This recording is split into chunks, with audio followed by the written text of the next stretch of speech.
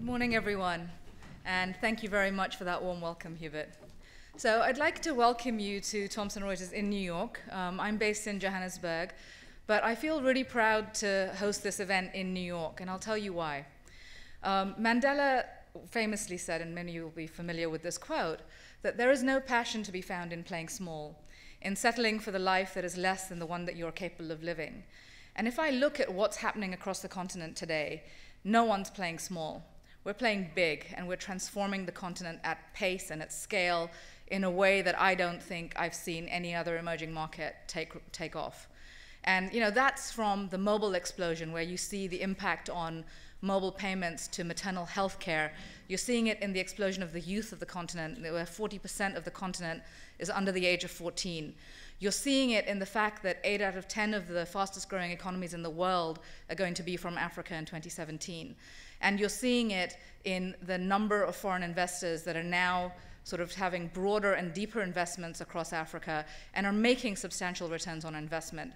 And so I'm really pleased to be having this conversation here, because for Africans to really take advantage of what's happening on the continent, we can't just have the conversation amongst ourselves in Africa.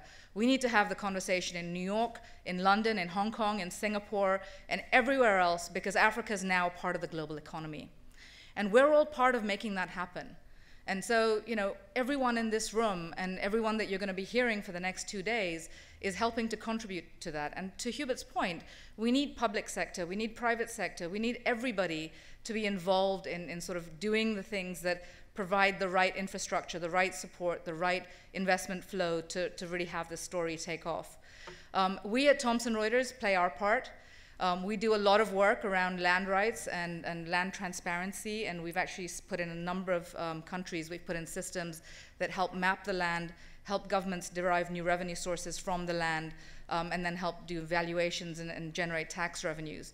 We also help promote rule of law. We help automate court case management systems across the continent, and therefore increase investor confidence. We also help promote research excellence in education. We've got systems that help African universities measure themselves against top universities in the world.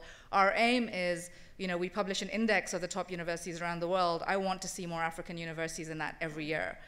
And so, we also help develop financial markets, and what we're most famous for is our news. We've been reporting news from the continent for 160 years.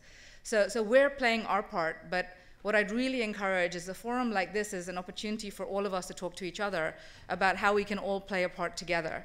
And so I really encourage you for the next 2 days to please use the opportunity to work with us, with Africa Investor, with all the other people in this room, to see how we can take this continent to the next level and really help the transformation happen at even greater scale. So thank you very much for coming. I hope you have a very enjoyable 2 days. And I'd like to hand over to your day chair, Barbara Samuels. Thank you. Doing business in Africa. You can't afford to be without Africa Investor.